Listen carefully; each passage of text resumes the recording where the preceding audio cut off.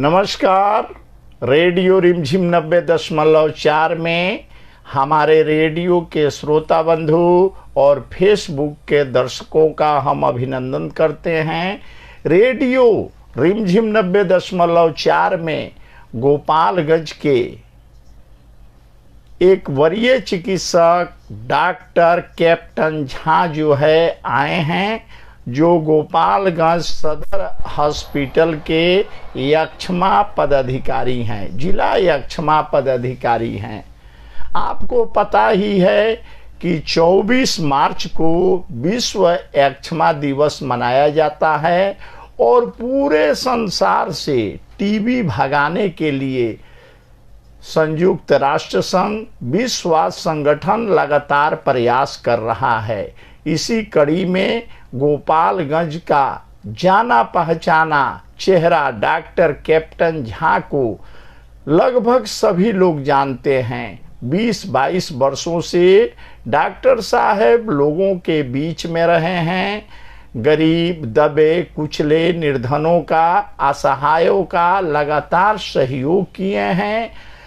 जिला प्रशासन या स्वास्थ्य विभाग का प्रशासन ने इनके ऊपर एक बहुत बड़ी जिम्मेवारी दी है, जो जिला यक्षमा पदाधिकारी बनाया है।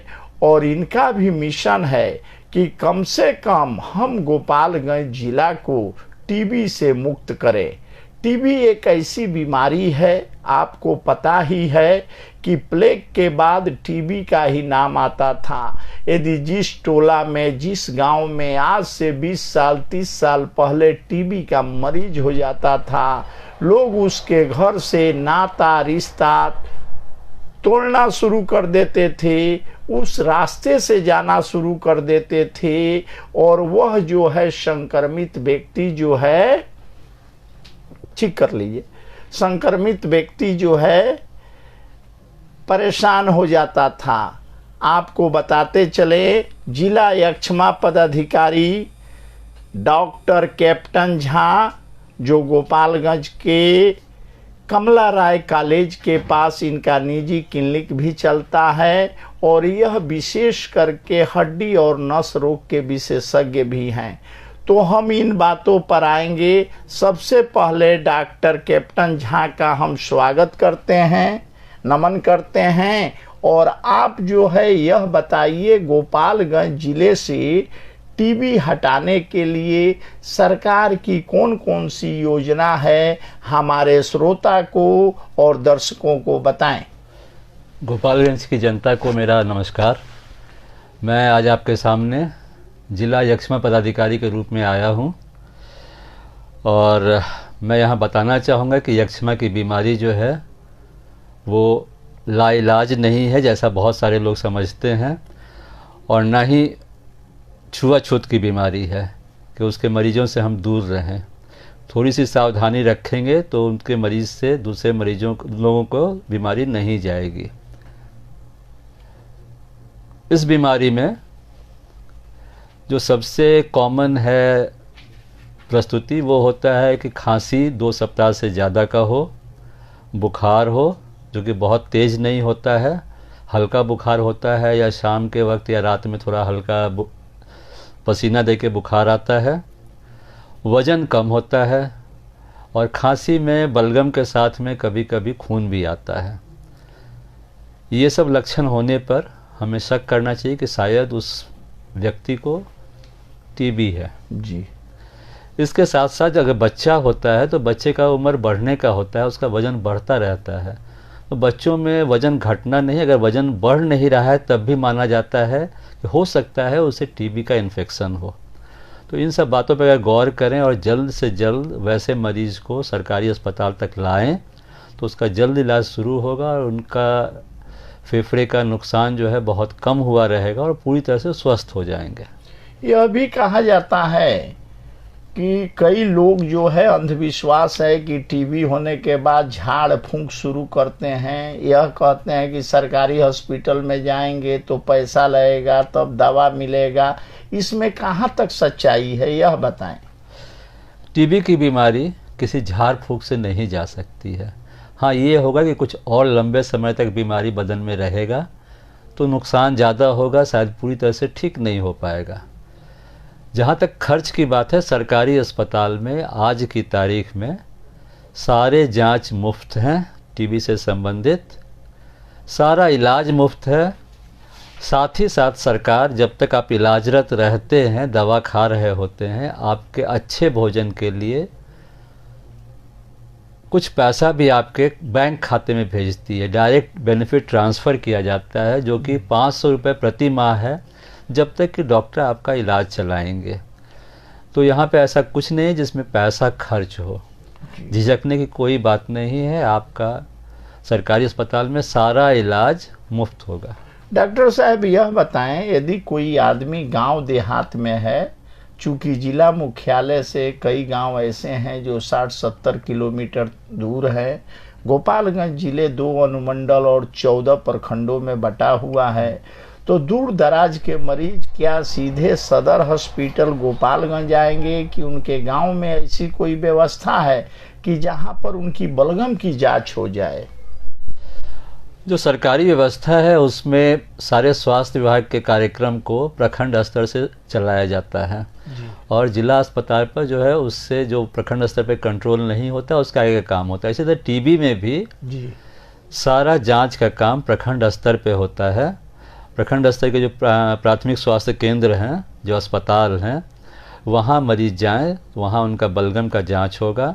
अधिकांश जगह अब एक्सरे भी उपलब्ध है, एक्सरे भी मुफ्त होगा और अगर बीमारी मिलती है तो उनको दवा भी मुफ्त दी जाएगी और उनके घर तक दवा भी भेजी जा सकती है। अगर उनको आने में दिक्कत होगी तो पूरी अवधि की दवा उन्हें घर पे भेजा जाएगा और बीच बीच में सरकारी कर्मचारी, जिन्हें एसटीएस कहते हैं, वो उनके घर पे जाकर उनकी देखभाल भी करेंगे। इसमें कहीं कोई परेशानी की बात नहीं है। हाँ, कुछ जांच जो है वो प्रखंड स्तर पे नहीं होता है, लेकिन हम लोगों ने उसकी सुविधा बना रखी है कि वहाँ उनका बलगम लिया जाएगा और उसे सरकारी खर्च पर सरकारी साधन के द्वारा जिला स्तर पर लाया जाएगा, जहाँ पे विश्व स्तरीय जांच की व्यवस्था है। सीबीनेट मशीन और ट्रूनेट मशीन से जांच की जाती है। यहाँ से आगे भी अगर जांच की ज़रूरत होती है तो वो हम अपने खर्चे पे, सरकारी खर्चे पे, सरकारी साधन से राज्य स्तर तक भेजते हैं। जैसे कि एलपीए एक जांच होता है, लाइन प्रोब ऐसे, तो वहाँ भेजकर वहाँ से उसका रिपोर्ट मंगाकर मरीज तक पहुँचाते हैं और उसका इलाज करते हैं। रेडियो रिमझिम 90.4 पर गोपालगंज जिले के जिला यक्ष्मा पदाधिकारी डॉक्टर कैप्टन झा से हम बातचीत कर रहे हैं। डॉक्टर साहब, एक बात और बताएं, यदि किसी महिला को उसके परिवार में बीमारी होता है, अगर दवा में विलंब होता है, तो क्या पूरा परिवार संक्रमित टीबी से हो जाएगा? एक महिला अपने परिवार की केंद्र बिंदु होती है, वो घर का सारा काम उसके इर्द गिर्द ही घूमता है। तो अगर महिला बीमार होती है, उसका इलाज समय से न कराया जाए तो वहाँ से संक्रमण जो है पूरे परिवार में फैल जाता है। खासकर छोटे बच्चे जिनको बीमारी से लड़ने की जो है प्रतिरोधक क्षमता जो है वो काफ़ी कम होती है, तो उनके बीमार होने की संभावना होती है। तो आपका अपना भविष्य भी जो है वो भी बीमार हो जाता है। जो बूढ़े लोग हैं जिनकी देखभाल औरतें ही घर में करती हैं, उनकी भी बीमारियों से लड़ने की क्षमता कम होती है, वो बीमार हो जाएंगे। और साथ साथ जो घर के अन्य पुरुष हैं वो भी बीमार हो सकते हैं। तो उनका इलाज ससमय हो जाए और ठीक से हो, बहुत ज़रूरी है। तो यदि कोई व्यक्ति बीमार पड़ता है या बीमार होता है या उसको महसूस होता है कि खांसी जो है हमको 2 सप्ताह से ज़्यादा है, तो सबसे पहले स्थानीय प्राथमिक स्वास्थ्य केंद्र जाएगा कि सीधे सदर हॉस्पिटल पहुंच जाएगा? नहीं, उनको सलाह होगी कि अपने प्राथमिक स्वास्थ्य केंद्र जाएं, वहां जांच कराएं। चूँकि टीबी एक नोटिफाइबल डिजीज हो गया है, तो वहाँ से सूचना हमें खुद पहुँच जाती है और आगे जो कुछ करना होता है वो हम अपना प्लान कर लेते हैं। उसके हिसाब से उनको सारी सुविधा दी जाएगी। उनको यहाँ तुरंत आने की कोई ज़रूरत नहीं है, जब तक कि ऐसा कोई कॉम्प्लिकेशन ना हो, जटिलता ना हो, जिससे वहाँ के डॉक्टर समझें कि उन्हें सरकारी अस्पताल में सदर में भेजा जाए, तो वहाँ से उनको एम्बुलेंस के द्वारा भेज सकते हैं या वो अपने निजी वाहन से भी आ सकते हैं। लेकिन सब की सुविधा बनी हुई है। जी, ये भी देखा जा रहा है कि आपके विभाग द्वारा, विशेष करके गोपालगंज के जिला यक्ष्मा विभाग द्वारा, पंचायत स्तर पर भी प्रचार प्रसार इसका व्यापक रूप से किया जा रहा है, इसका मुख्य वजह क्या है? हमारे प्रधानमंत्री जी ने एक एम्बिशियस योजना, बहुत महत्वाकांक्षी योजना रखी है कि हम 2025 तक इस बीमारी का उन्मूलन कर लेंगे, टीबी का उन्मूलन कर लेंगे। WHO ने कहा था कि 2030 तक हम करेंगे पूरे दुनिया से, लेकिन हम चूँकि विकासशील से विकसित देश बनते जा रहे हैं जी, उस ओर अग्रसर हैं, तो हमने अपनी महत्वाकांक्षा को दर्शाया है कि 2025 तक भारत को टीबी से मुक्त कर देंगे, इसके रोग से छुटकारा करवा देंगे। और इसी सिलसिले में एक जन आंदोलन के तहत इसके जांच और इलाज और इसके बारे में सारी सूचनाएं लोगों तक पहुंचाने के लिए हम प्रखंड से लेकर के अब पंचायत स्तर तक पहुंच गए हैं जी। पंचायत जाकर वहाँ के जनप्रतिनिधियों से, वहाँ के वरिष्ठ नागरिकों से, वहाँ से जो एक्टिव मेंबर्स हैं समाज के, उनसे मिलकर सारी सूचनाएं पहुँचा रहे हैं, ताकि कोई भी व्यक्ति जो शायद इसका मरीज हो वो छूट न जाए, क्योंकि वो फिर चेन रह जाएगा और एक मरीज छूटेगा तो वहाँ से दूसरे को बीमारी देगा, तीसरे को फैलाएगा। ये बीमारी हम नहीं हटा पाएंगे, इसलिए हम सबकी भागीदारी चाहते हैं कि सबको इसके बारे में मालूम हो और सब इसमें स्वेच्छा से आगे बढ़कर सहयोग करें। जी, जिला यक्ष्मा पदाधिकारी होने के नाते यदि किसी व्यक्ति को इस जिले में कहीं कोई परेशानी होती है तो आपसे कैसे संपर्क करे, कहाँ मिले, अपनी बातों को, अपनी समस्याओं को कहाँ रखेगा? मेरा कार्यालय सदर अस्पताल के कैंपस में है, और अगर किसी को कोई तकलीफ होती है तो किसी भी दिन ऑफिस के समय में यानी 10 से 5 के बीच में आकर मुझसे मिल सकते हैं, या फ़ोन से हमसे संपर्क कर सकते हैं। हमारा फ़ोन नंबर वहाँ ऑफिस में लिखा है, अगर नहीं मिलते हैं तो हमारा फ़ोन नंबर ले लें और हमको फ़ोन कर सकते हैं जी। और उनकी सुविधा के लिए, उनके समस्या के निराकरण के लिए हम लोग एक्टिवली आगे आएंगे और कोशिश रहेगी कि जल्द से जल्द उनकी समस्या का समाधान हो जाए। जिला यक्ष्मा पदाधिकारी डॉक्टर कैप्टन झा जी ने बताया कि यदि किसी मरीज का टीबी भी निकलता है तो अच्छे भोजन के लिए सरकार की योजना के मुताबिक उसको धनराशि भी दी जाएगी, दवा भी मुफ्त मिलेगा, और कहीं इस जिले के में 14 प्रखंड और 2 अनुमंडल में किसी भी व्यक्ति को यक्ष्मा संबंधी यदि कोई शिकायत है तो वह सीधे सदर हॉस्पिटल गोपालगंज में मिल सकते हैं। डॉक्टर साहब, आप जो है चलते चलते गोपालगंज की जनता से क्या कहना चाहेंगे?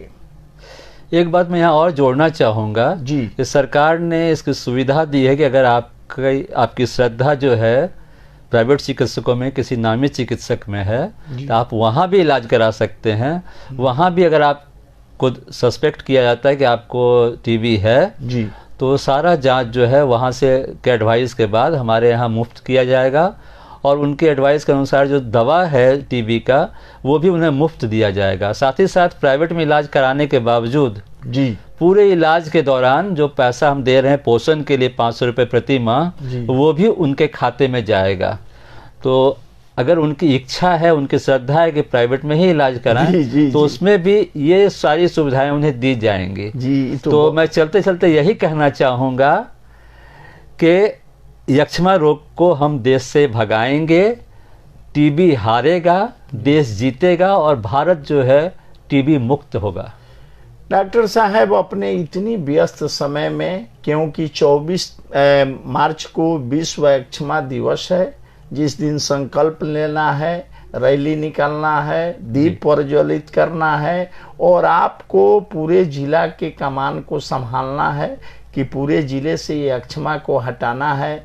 आपने एक बहुत अच्छी बात बताई कि यदि कोई व्यक्ति प्राइवेट में भी चिकित्सा अपना करा रहा है, इलाज करा रहा है, तो सरकार के सारी सुविधाओं का लाभ मिलेगा। यह बहुत ही यूनिक बात रही। कई लोगों को होता है कि नहीं, हम फलाना डॉक्टर से ही इलाज कराएंगे तो उस स्थिति में हम सरकारी योजनाओं से वंचित हो जाएंगे। यह बात आपने बड़े पते की कही।